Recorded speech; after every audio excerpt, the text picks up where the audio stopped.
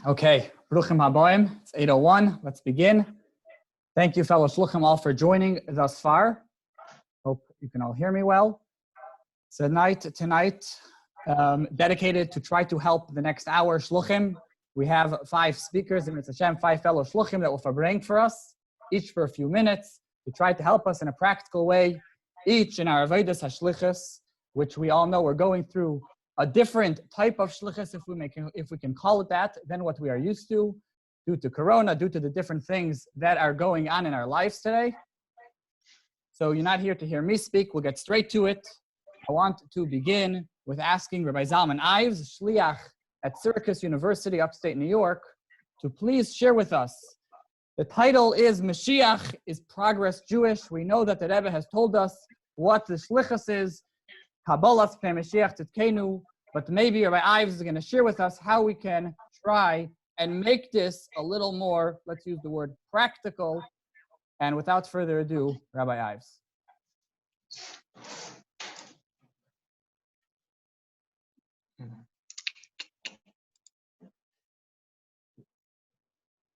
Okay, Mendy, if you want to make my other, I joined with 2 accounts, but if you want to make the second account co-host also, I could share my screen. If not, it doesn't, it's not a big deal. Done, it's done. Perfect.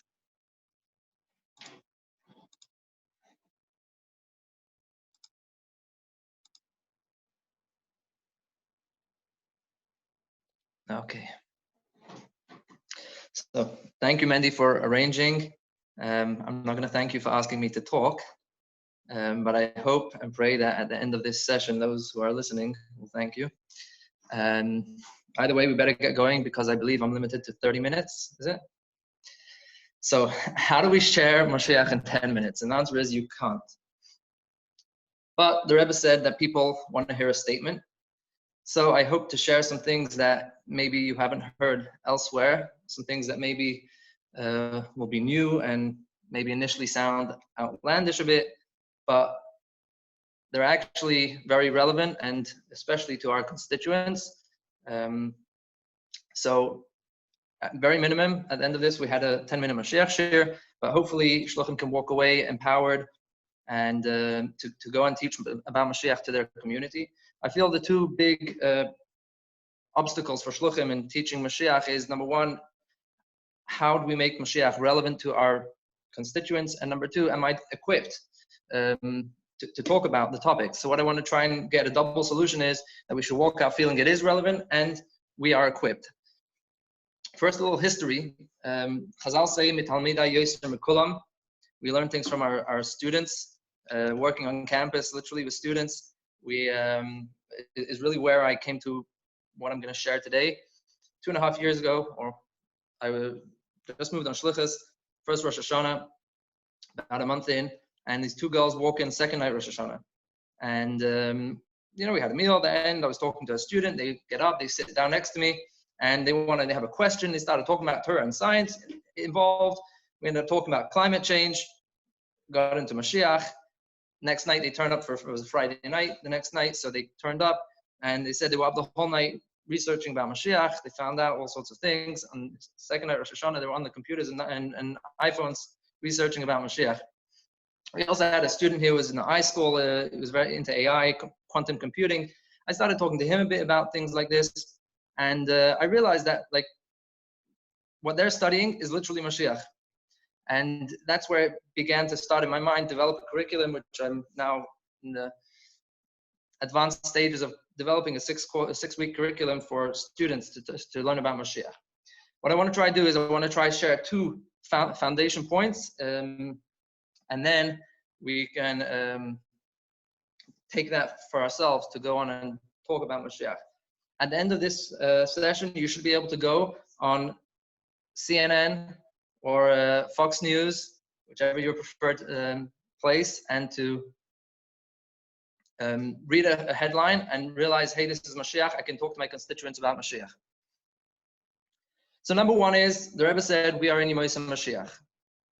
This is not trying to be, a Chassidish thing at 2 a.m., say something, but I would never share it with my Balabatim.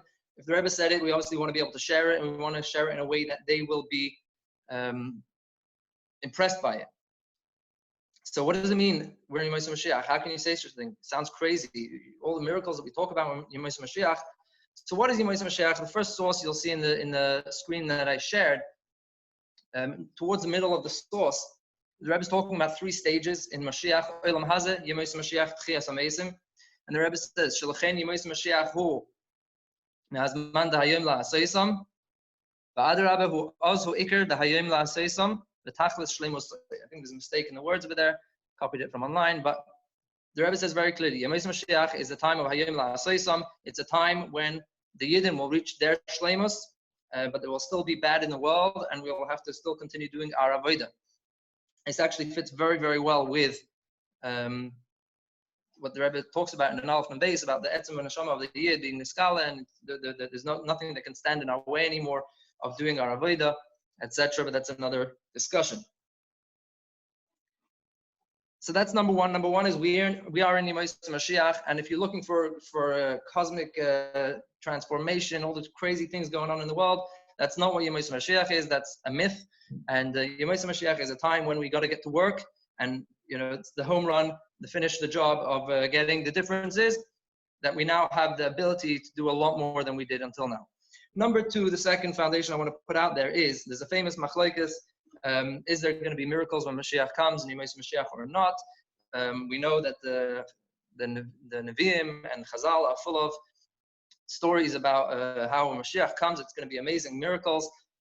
In fact, there's a pasuk that says, "Kimei tzeis chameret mitzrayim aren niflois," and yet the Rambam says that there's not going to be any miracles. So what I want to do is I want to make a bold proposition. And that is that the miracles that we are talking about don't necessarily have to be the way we originally envisioned them. Now, obviously, miracles always happened and will continue to happen. And we're not saying that every biblical miracle has to have a natural explanation. We're not going there. We're not getting into Mer Nevuchim. But just to look at the way the world is, and think maybe the way the developments in the world are actually really miraculous. And I found in my research, Aryeh Kaplan published a booklet, and then it was printed in a book, Aryeh Kaplan Anthology.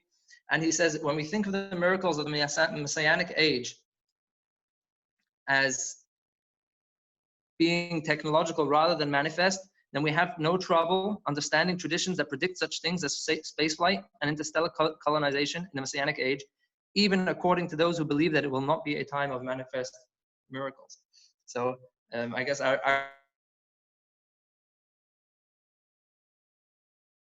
Mara, and that says Rabbi Gamliel was talking about things when Mashiach comes, and woman will give birth every single day, and his Talmud said, "Ein kol chodesh tachas hashamesh," and he said, "I'm going to show you in Olam Hazeh. I'm going to show you how in our times we have these things." And he showed him in Tarnagolas, a hen which gives birth, lays eggs every single day, or at least on the day that it conceives.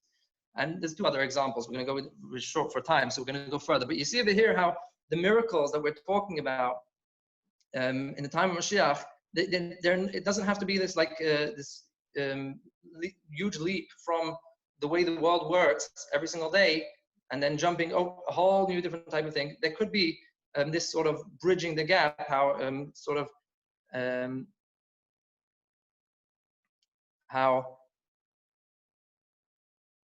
the science or developments in the world could be the miracles that we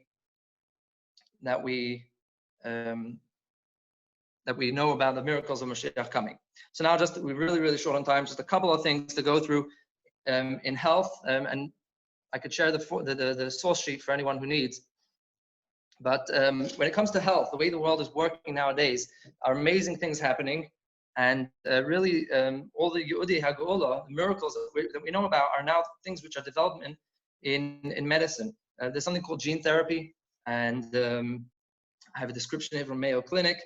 And there's something called stem cell therapy, which are basically ways of working with the DNA of the human to heal illnesses from the real source. And not just that, but to actually get rid of aging DNAs, which and other things, which basically the aim is to get rid of death entirely. And if you look over here on the Living Forever, Dr. Ian Pearson, a futurist with 85% accuracy, recently said, if you want to live forever, just make it until 2050.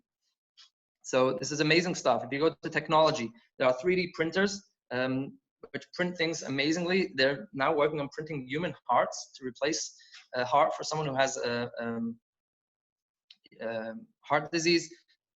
There are Amazon warehouse store without any person working there. And if you've seen this picture of someone sleeping while their car's driving at 70 miles an hour on the highway, these things are happening in the world. Imagine a world without any traffic lights or traffic signs, no taxi drivers or truck drivers, no cashiers and no construction workers. Everyone is just literally sitting and learning Ayin Beis. That's what we're living through, and that's what Mashiach is all about. These are miracles. And the amazing thing is to look at just to end off, to look at the timeline. The year 5600, according to the Zohar, is supposed to be a very special time in preparing for Mashiach. It's the year 1840. Think about the combined harvester. The first combined harvester was patented in America in 1835, and the Industrial Revolution that came after that. Think about 210 years before the 7th millennium, which will begin Tchias HaMesim, is in 10 years from now. 40 years before that, according to the sources, should start Kibbutz Goliath. The Rebbe said in 1991, the fall of the Soviet Union is the beginning of Kibbutz Goliath. The timeline is so amazing.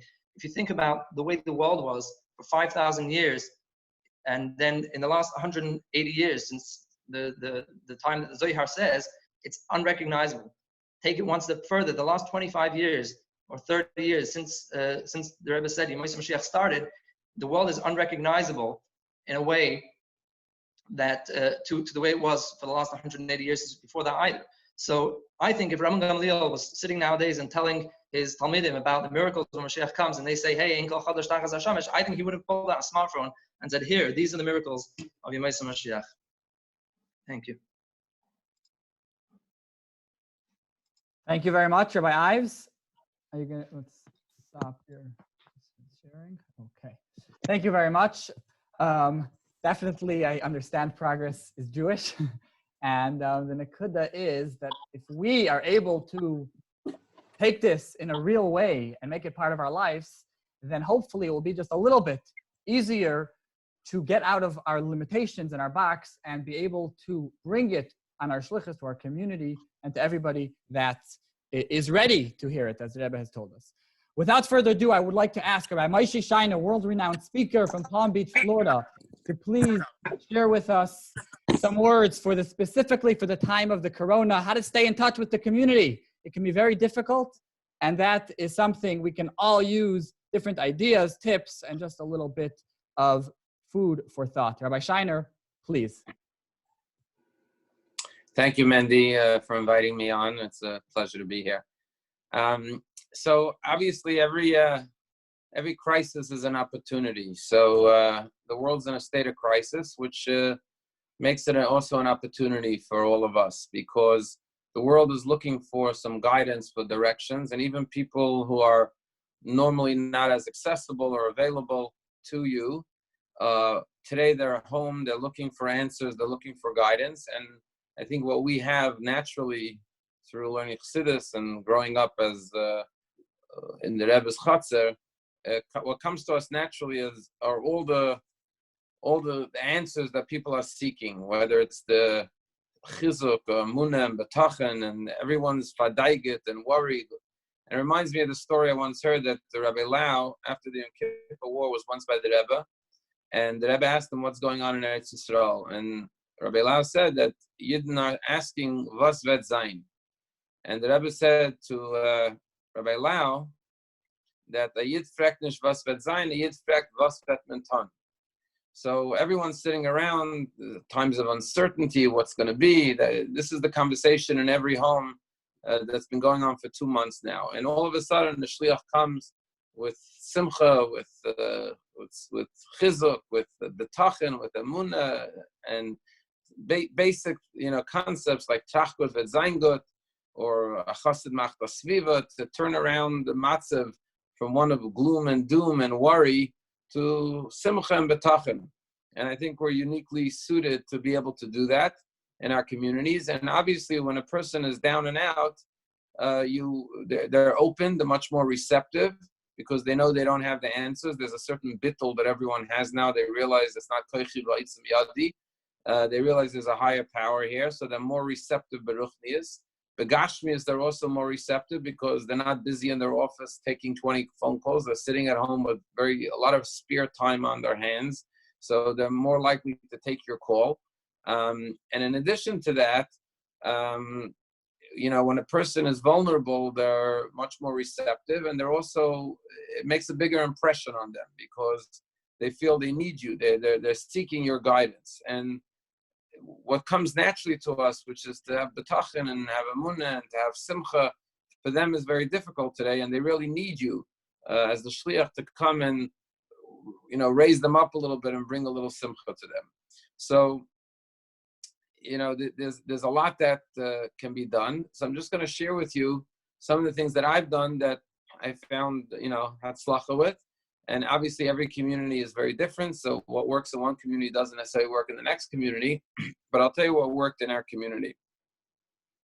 So starting with the basics with shiurim. Ironically, more people are coming to shiurim now than ever before because once again, it used to be a shiur meant you had to come, drive to the shul, and there's a whole schlep, and then you have to come in for the shiur, and people are busy and coming home from work late, and they're tired. Now people are sitting around. You can make a shiur 2 in the afternoon, 11 in the morning, whenever you want, and average shiur it could be 3, 4, 5 times more than you would have gotten on a normal shiur in-house in the shul. And I really think that after this Magefa is over, it would be a davar nachem to consider that every shiur should be on Zoom because people don't want to schlep always to go hear a shiur, but if they could just turn on their computer, they would tune in. So I think that's a unintended consequence that came out of this thing, that we learned that this technology that everyone learned how to use now, mikatim v'gadol, the 93-year-old women learned how to use Zoom, and there's no reason why that can be a pulanim shachas, that any shiur during the week should also be carried on Zoom. So, like I said, last night, for example, we did a Lag Ba'ima virtual barbecue. We told everyone, fire up your grill, take out the burgers and the buns and whatever, and make yourself a barbecue. And me and the other shliach by me, Rabbi Rice, we went to a fire pit, and we broadcasted a Zoom Lag Ba'ima. And we had some musicians from Eretz Yisrael that we know. They were playing music, and there was a story and a Dvar Torah and music, and we had over 100 people turned on for this virtual Lag Ba'ima. Now, if you think about it, a regular Lag Ba'ima celebration costs thousands of dollars to produce. And even if you have 100 people that come, it's mostly kids, or at least 50% kids. And adults enjoy themselves, but there's not an hour worth of teichen. Here we sat with 100 and everything. And it was, in a way, it didn't cost us any money to produce it. And it was a very technic, enriching, inspiring gathering. So I think there's opportunities now through Zoom that weren't available before. I'll just tell you one other thing is that, usually if you want to bring a guest speaker, you have to pay him thousands of dollars and fly him down from wherever. Every week, one of the things we have is every Monday we have a guest scholar in residence. And we've had scholars from South Africa, from Israel, from New York, wherever you want. Pretty much you can call anyone you want today and say, would like you to come on a Zoom call. Any Rav, any Mashpia, whoever's good for your community, any lecturer, any author, the most famous person, they're not going to ask you for money during a time like this. And they'll be happy to give chizuk to people. And you could get unbelievable speakers, and the speakers will attract very large attendances to your Zoom classes. So I'm going to speed it up a little bit because I see we're running out of time. So that's one thing, the classes. Second thing is, again, depending on your community, I live in a little town, and on Sunday they run letters to the editor in the local paper called the Palm Beach Daily News. They also have something called Local Voices, where you could write an article about whatever you want.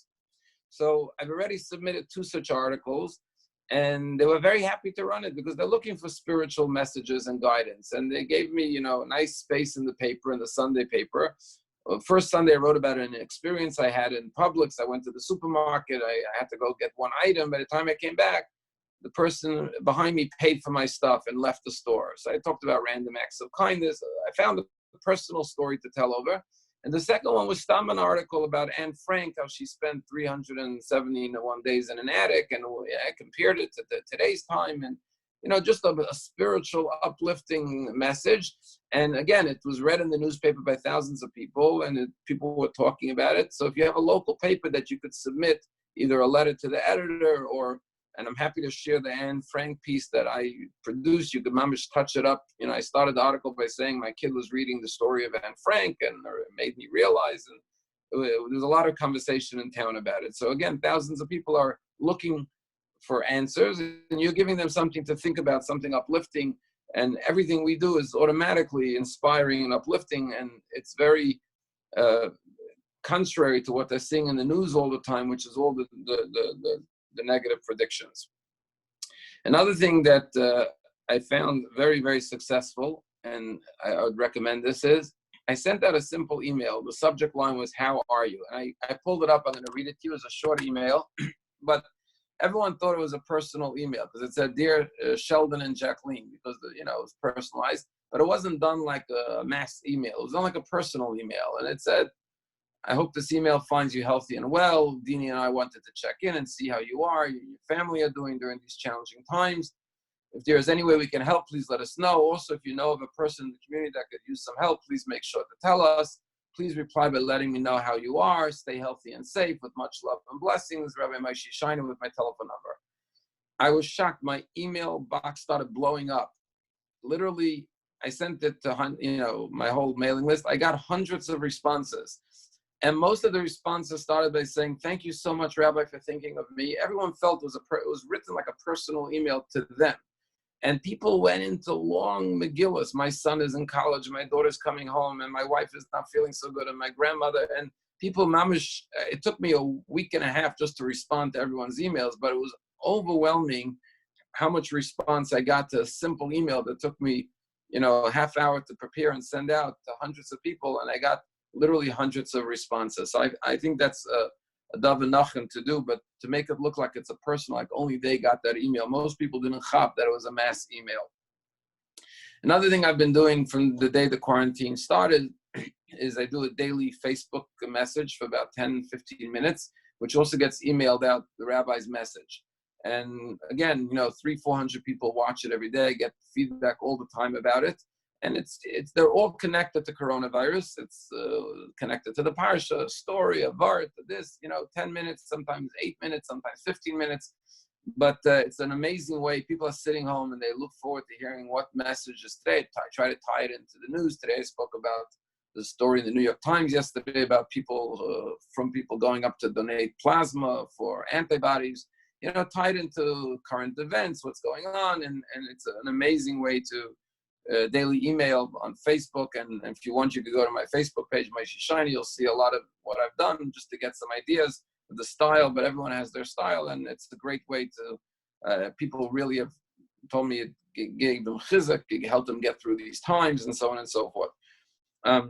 Finally, just to wrap it up here, some of the other things we've done in the community, we started a Gemilas Chesed, a free loan society.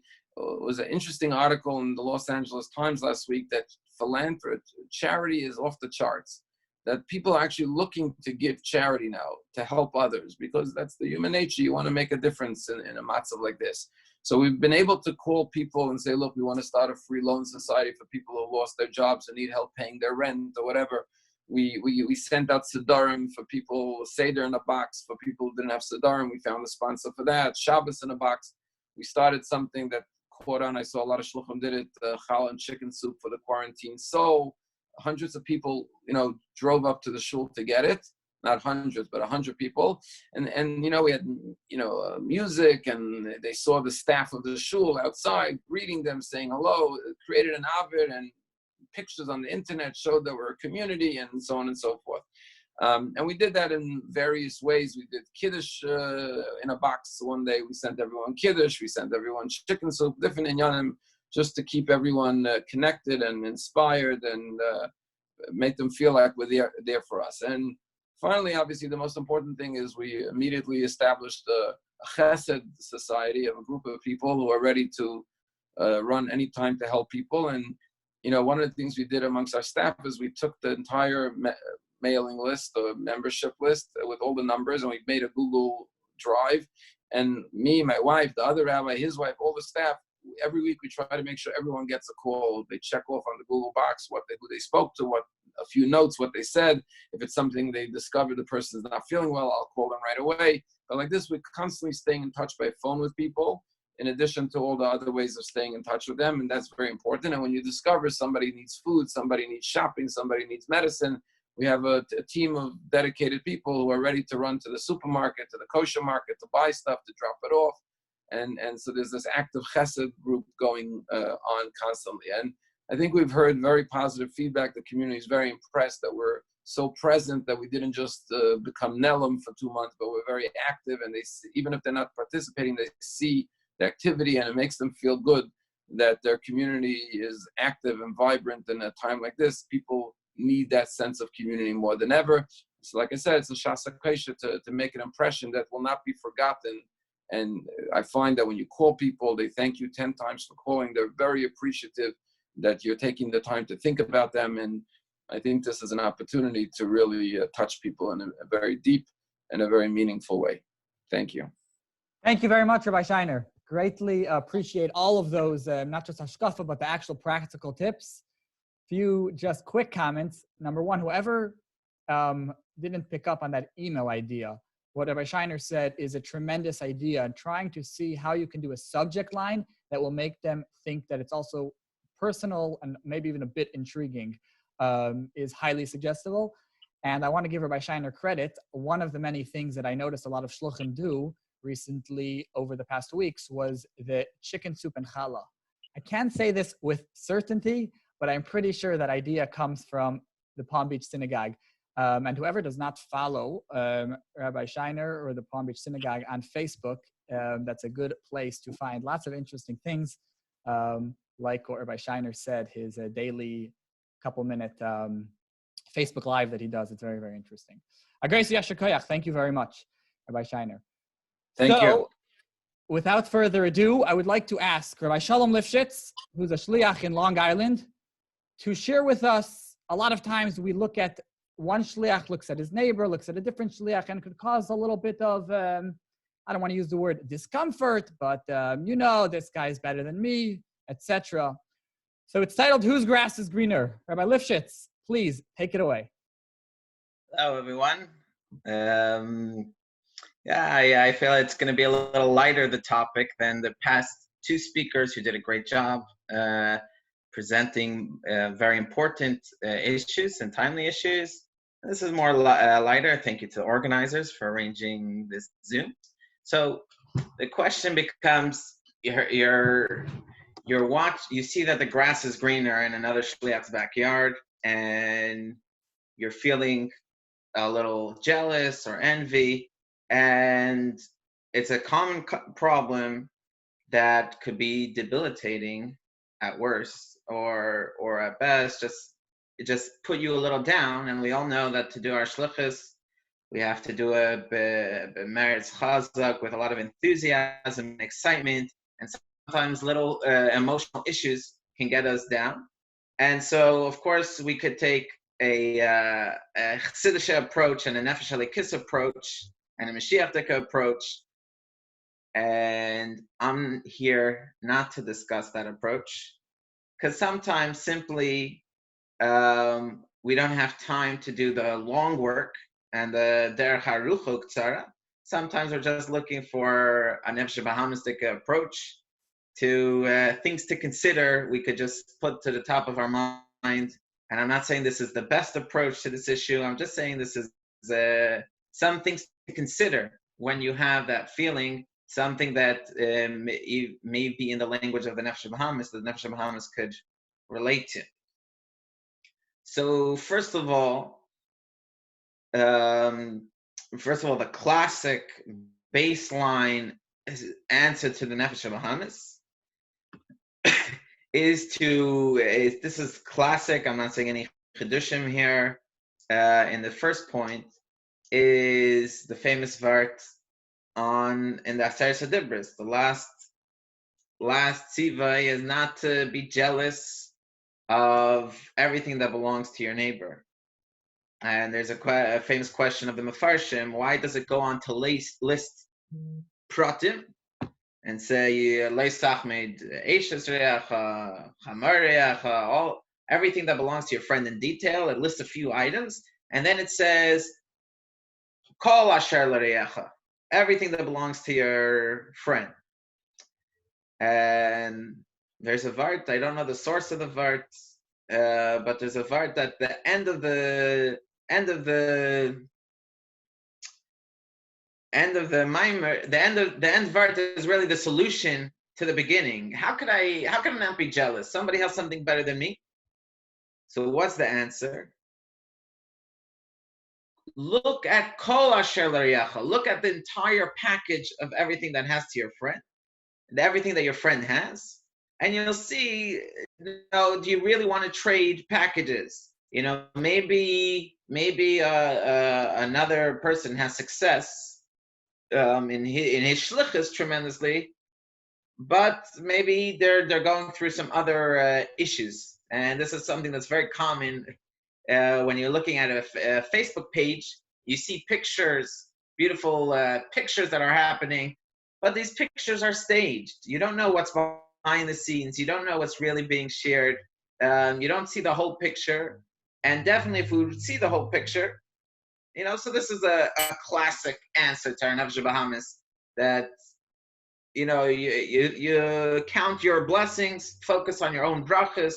Don't focus so much on the great things of the other people, because I'm sure there's areas where you surpass them, or even if you don't surpass them, there's other baggage that they have that you don't know about, if you know about their whole life. So that's a classic answer. But I think there's also, that's general. That has nothing to do with jealous of another shliach. There is another point here, is that sometimes we hear these fascinating stories and we try to mimic the results. That shliach, he spoke to this person, and then that person paid for his down payment of his house. All these fantastical stories. And one thing to consider is that a lot of these things is really hashkacha prata stories. That means it's not in your control. So that means there's nothing you could do to get to that same position as the other shliach, because it's hashkacha prata story. So obviously we always have to make the kelim for different things. But let me just share an example, a personal example, with buying the home that I live in today. So, I'm sure another shliach could say, hey, look, a young shliach, he owns his home, an expensive neighborhood, and all the other matters that come with this home.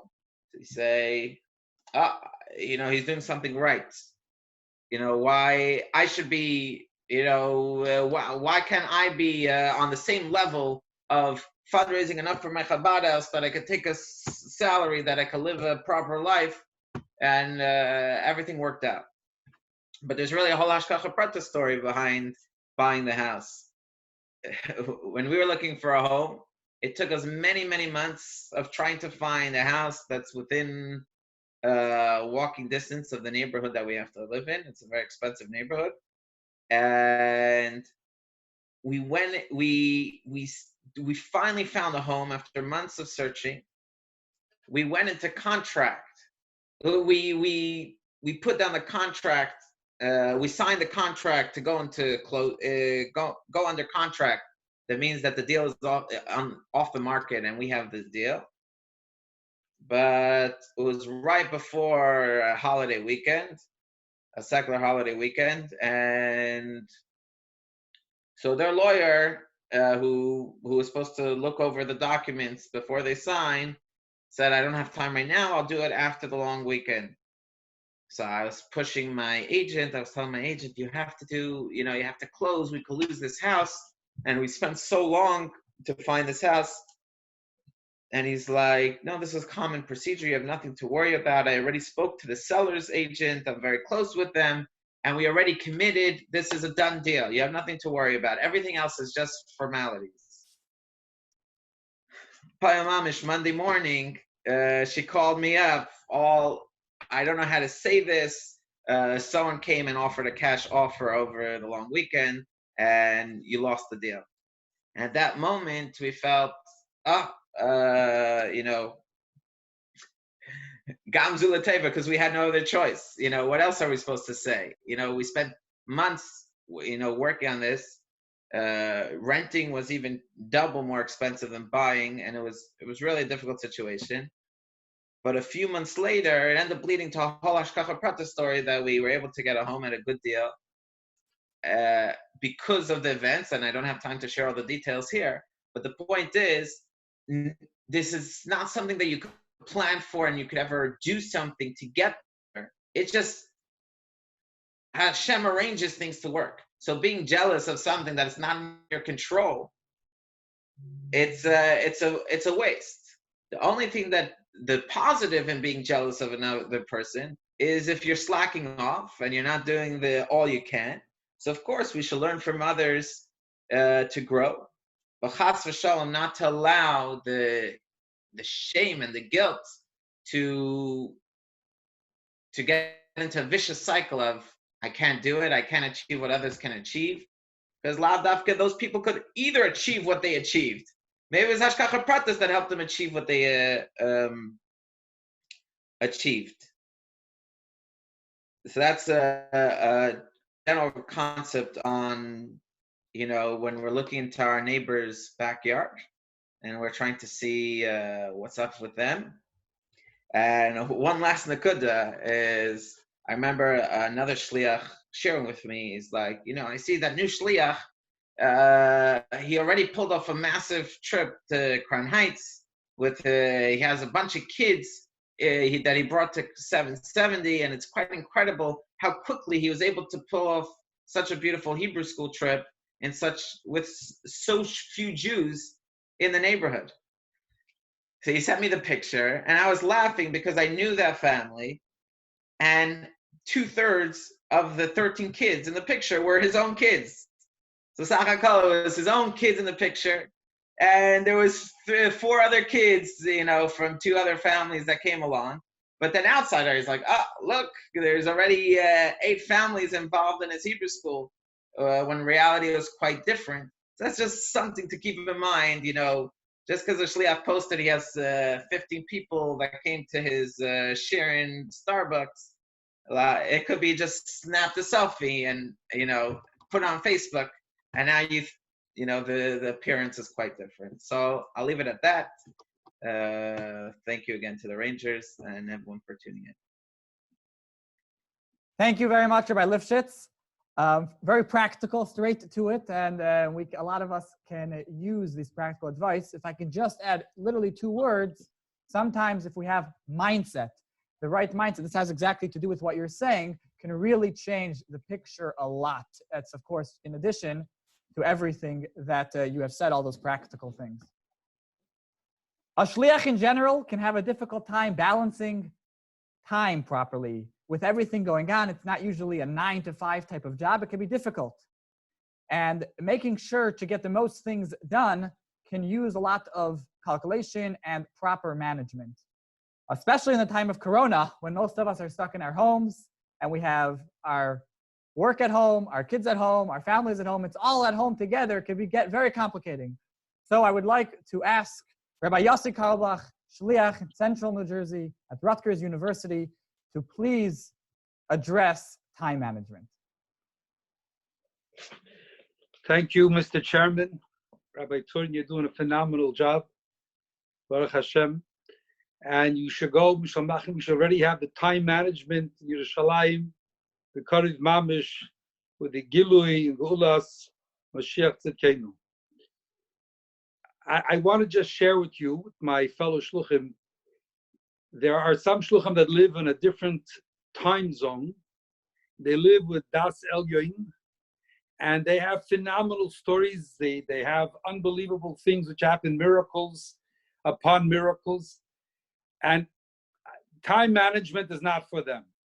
So for us that are left dealing with das tachton, and we're not living in that level of life, and we have to deal with the limitations of our time and other things, this is more or less addressed to them. So I just everybody has their own way of dealing with this. I want to share it with people that are more down to earth. There's a saying, some people, you can teach them all the laws, but you can't teach them anything. And again, for such people, all you can say is, God bless you, do your best, and wish them your best. We have a very unique position as shluchim.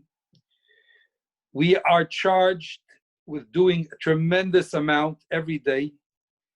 There's no such thing as you just heard, a 9-to-5 job. It's not a 5 to 9 job. It's 24/7, literally. And in order for us to have some measure of success, again in das tachton, we have to be very careful with our time. We have to know what to do with our time. We have to set for ourselves certain things to make sure that our goals are accomplished. I believe that one of the great nisim, one of the great brachas that we have as shluchim, is that the Rebbe made us, almost all of us, to some level, some more, some less, the Rebbe made us have to go out and raise money. Everybody, you have to find a way to get some money. And a lot of times you can ask yourself, why? Why couldn't the Rebbe make it easier? Why couldn't shluchim have life a little bit easier? We should deal with other problems. We find other people, they have, they have beautiful jobs, and they have a guaranteed income, and they have a budget wherever they go. How come shluchim don't have it like this? Most shluchim, almost all shluchim, are constantly battling with making the mortgage and making the loan payments and making this payment and that payment to the bank. And I think it's a blessing, because one of the things you learn about money and one of the things you learn about numbers is that numbers do not lie. If you owe the bank a mortgage of $30,000 a month, and you bring the bank $29,995, the bank's not going to say thank you. The bank's going to say, we need $5. And if you don't have the $5 by the end of the day, you're going to have a fine. There's no hanky-panky when it comes to numbers. With tefillin, how many tefillin did you put on today? I put on one less than yesterday. No one's going to yell at you. And the numbers actually regulate us. When you know that you need to have a certain number every month or every week or whatever it should be, it causes a certain amount of self-discipline that is necessary, and I think it's necessary in terms of time. We have to realize that the same thing we have to deal with numbers in terms of money, we also have to deal with numbers in terms of our time. So a person has to get up and realize that I have a limited amount of time. How am I going to make the best of the time that I have every minute, every second, every hour, and so on? A person should, in terms of their duties, a shliach, today already there are shluchim that have very specific jobs and have very specific items to do, but most shluchim, they have a constant amount of duties, a constant amount of things to do. If you're a chaplain in a police department, you have to deal with this. If you have to go to hospitals, you have to run to the hospital. Then you have to give a shir. Then you have to run home. You have to run back. One of the things that I found helped me greatly was simply compartmentalizing my life, which means that if I'm doing something right now, I have to finish this job right now. There was a famous Lubavitcher, famous fundraiser of Yossi Weinberg. I spent some time with him. I was told that every day, every morning, he was a man that flew around the world. Before Lubavitch was all over the world, he had connections in every part of the world. But every morning he would lock himself in his room not accept any phone calls, and make calls from 9 a.m. till 10 a.m., calling all his balabatim that he had to call. If it was a birthday, an anniversary, a child issue, whatever it should be, for 1 hour a day, he would lock himself in a room and do that, and nothing else. I think just this idea of making for yourself compartments helps you greatly with managing your time.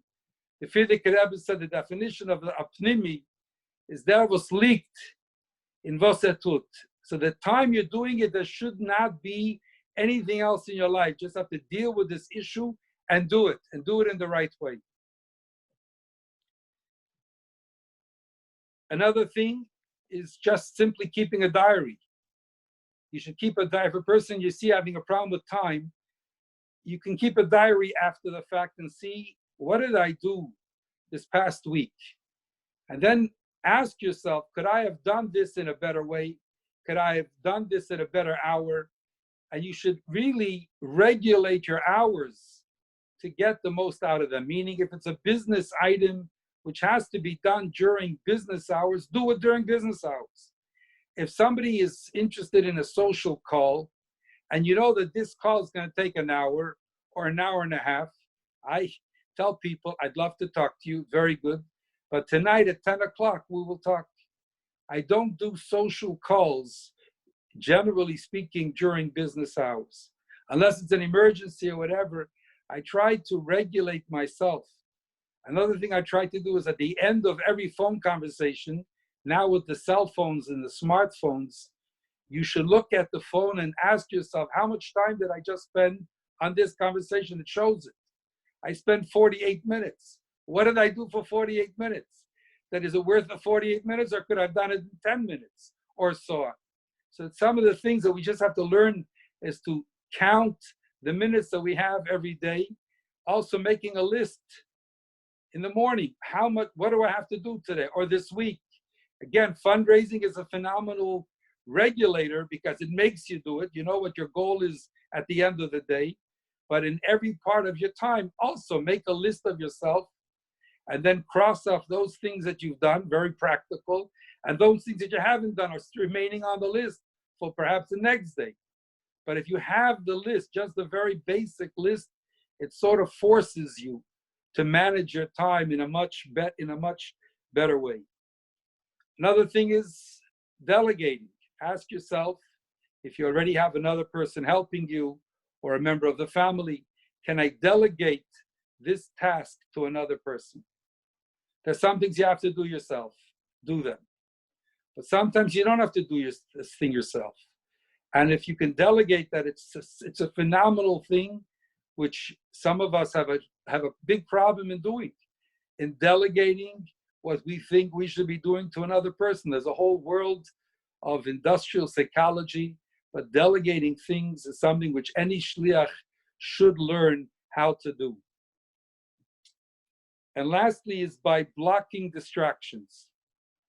A lot of times shluchim are called for whatever. I have yet to meet the shliach that when he meets a person, the person says, I just want 1 minute of your time. I've yet to meet the person that it was indeed 1 minute. It's usually much more than a minute. And you have to learn how to say to the person in a nice way, that right now I have another appointment or whatever it should be. And right now, but I will call you, you write it down, and you call the person at a time that you don't have at the present time. All of these things combined in terms of dealing with our time every day are very common sense things. And if you try to implement all of them or some of them, hopefully you will be able to become a much better shliach, a much more successful shliach. And most importantly, we should all complete our shlichus with the esgalus of Malkeinu Mishechenu taken from the Yad Mamish. Amen. Agrees Yasher Koyach, the usual chairman, Rabbi Carlebach, thank you. It's good to hear it from somebody who, I'm not going to ask what your monthly budget is, but we know that at Rutgers University there is one of, if not the largest Chabad house, and with all of that going on, it's probably not the easiest to manage everything and all the time, but to hear Pashat Eitzes Teves, Pashat practical advice is always good. Before we finish, of course, we have to come away with a few nekudas that we can get our community a little more involved. So for that, I would like to ask Rabbi Yehuda Levin, a shliach in central Brooklyn, a shliach Bal Po'el Meretz, to please give us some closing remarks. Rabbi Levin. Thank you. Tachlis is of everything. Dira b'tachtoinim, mitzad tachtoinim. We have to make this happen. We have to get the job done. It's tolui banu to bring the Shechina lamata ba'aretz. How are we supposed to do that? As we know, the best way to be mashpia on somebody is not to make them into a good keli, into a good mekabel. The ultimate of our hashpah is when we can make our mekabel into a mashpia, him or herself. The Rebbe did that with us. The Rebbe is not satisfied with us being good chassidim, good mekabel of the Rebbe, but the Rebbe makes us his shluchim. And that is the best way that we can become the best people and the best fulfillment of our shluchas, personal shluchas, of the shluchas of the neshama that we came down here. And the same thing has to apply to the people that we meet every single day. They say a story of a shliach who was a neighbor of a Mormon galach, and he asked the galach, "What's your success rate?"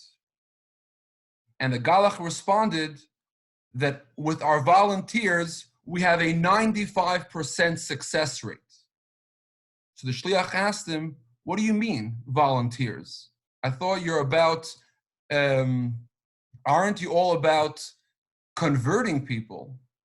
So this galach answered, "Our main purpose is not about converting people. Our main purpose is to keep these youngsters, these young volunteers, to be lifelong strong Mormons."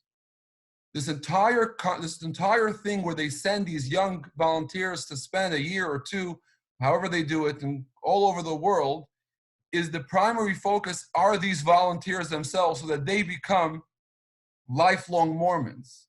And with sending a young teenager to be all on their own for 2-3 years, to be on this mission, makes them to become lifelong Mormons. And that's the whole kavanah, and that's why they do it. And yes, they have a 95% success rate in that kavanah. Besides the idea, like we know that Rebbe taught us, that that our job is to be able to be mashpim, and then we're not mekablim of negative ashpa. But it's more than that. As we know, when we are chassidim, not just mekablim of the Rebbe, but we are about being mashpia to others. We are a shliach that is mamish, the yad arichta of the mishaleach. We become chad imam mishaleach, which means it's not just mekayim the tzivui of the mitzvah hatzivui, where it's only tzav tzavechibur, but it's because to become chad imam mishaleach, to become one. But that's how the Rebbe does it with us. But when we do our shluchas, we have to copy the Rebbe and do the exact same thing. The kavanah of our shluchas doesn't have to be to make sure that everyone we meet is a good mikabel of our hashpah, of the Rebbe's hashpah that comes through us. But the ultimate is that every year that we see, the kavanah has to be, how can I make this person into a shliach of the Rebbe's message in his own or her own circle of influence? Instead of shluchim coming back every night and thinking, how many tefillins did I get today? Or how many people did I get to be even lifelong menichei tefillin? That really shouldn't be the bar, or shouldn't be the goal. The goal needs to be, I'm talking about in general terms, it needs to be, how can I, every single person that I meet, how could I potentially make him into a shliach? That needs to be the streben. I'm talking about this because it's very important to begin with this idea before I want to get to my next point, which is to realize what the goal is. Many times we meet a yid, okay, so, let's get him into a period film. We're very happy, and it's true, we should be happy with every step. But the goal is that every single person needs to become a partner with you in your shluchas, not just a partner in the term of giving you money, which we often do think this way, which is itself an inyan. But we don't only want financial partners. We want partners that are pashut involved in your shluchus. And by being involved in your shluchus, they understand what you're about. They become mekusher to you and to the Rebbe so much more. Because everyone's talking about Corona, so I can talk to myself about Corona. One of the responses of the Corona was to get a group of people and to say, here is a perfect example of everything that we're teaching you, a group of people that come to my shir and others that are part of my kehillah. And Kavanah was here. It was a great opportunity. There's a crisis. We have to step up to the plate. And people were going out of their way, just to give help to people. And then before Pesach, we had an entire concept of people giving out matzah. The reaction of the volunteers was something that never before have I heard. And there's always to be an observer is one thing, but to be part of it, they say, Rabbi, this is what you do all the time. They don't understand this feeling. They don't even begin to understand. They appreciate it, to watch it. But once they do it, every single, every person that got involved in any way to be involved in hands-on involvement, and I'm talking about people that already gave money, but this is different. Hands-on involvement somehow becomes an entirely different story. I don't know how much longer I have. Is it 10 o'clock? Is it a sharp deadline? I'm sure you'll be fine. Huh? I'm sure you'll be fine. Okay, I have a short sikha, but I hope I can make this in the next few minutes. There's a sikha of the Rebbe where the Rebbe talks about Yitzias Mitzrayim. This is a very powerful sikha. And the Rebbe says that Ki Yemei Tzeischa Arer Niflois, which means, why is it Ki Yemei? Because Yitzias Mitzrayim continues. And the Rebbe says that we have to look on Geulas Mitzrayim to see how the Geula Hasidah is going to be. And the Rebbe goes on to this medrash. We all know this medrash. I don't know if we know it in full, but here's the Rebbe's quote. The Rebbe says, Kimata quote, this is the idea. The medrash says, V'chamushim olu b'nei Yisrael me'eret Mitzrayim. So we all know that one of the Pirushim is, Rashi brings it, that it was 1 out of 5. That means 20% of the people left. 80% of the people passed away.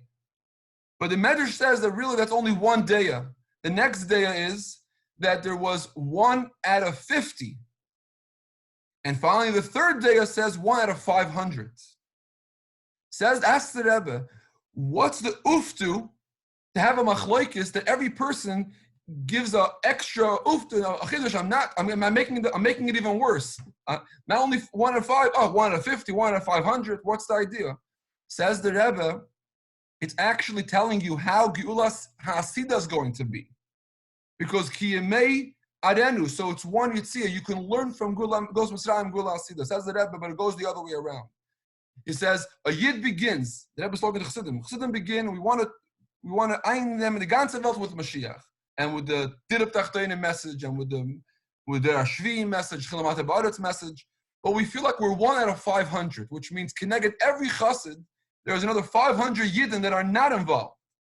Says the Rebbe, the Medrash is telling you this is the way how you're going to do it. The way you're going to bring Mashiach is don't focus on your 500 people that you need to be Mekadev. Focus on turning the story from 1 out of 500 to 1 out of 50. Now, make a simple cheshbon. How do you make? This is already, not that the Rebbe didn't say this clearly, I'm supposed to spell it out, but this is the Rebbe says, your goal is to make from 1 out of 500 to make 1 out of 50. Then the next step is to make 1 out of 50 to 1 out of 5, and then you go out of, and then the Geula happens. So, which means, how do you turn that in?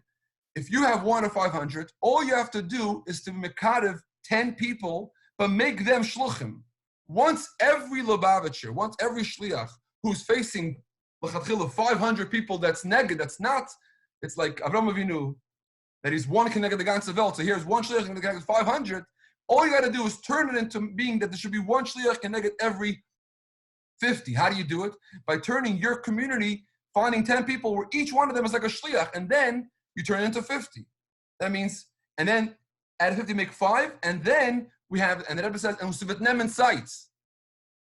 But there's a process. Whatever the Rebbe tells us in Nun Aleph Nun Beis, the Rebbe knew in Yud Aleph and Yud Beis. But there's a process. And the Rebbe talks about Scheiner Lamar Der Ashvi in the first mimer. But there's a process of how the Rebbe brings it in. When we talk to our people in our community, When we interact with people, we shouldn't be embarrassed to tell us the message just the way it is. Just tell them about the Shekhinah, to tell them about the Rebbe's message, to tell them that it's up totally banu to bring the Shekhinah Lamata Baretz, to do it in any creative way, because the more creativity, that actually shows the bleak vul of it, because there's so many different ways, and any of your ideas that you bring the Shekhinah Lamata is another way of a gili of the Eibishter.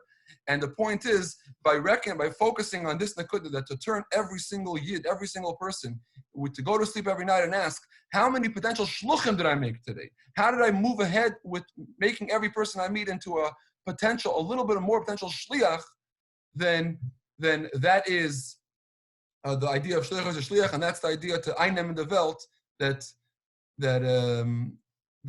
every single yid is actively being part of spreading the aleph into Geula and making it into the Geula. Thank you very much, Rabbi Yehuda Levin. Thank you to all of the participants and to all of the shluchim that shared words, hopefully not just inspirational, but also practical. I want to thank Rabbi Ives, Rabbi Scheiner, Rabbi Lipshitz, Rabbi Carlebach, and Rabbi Levin.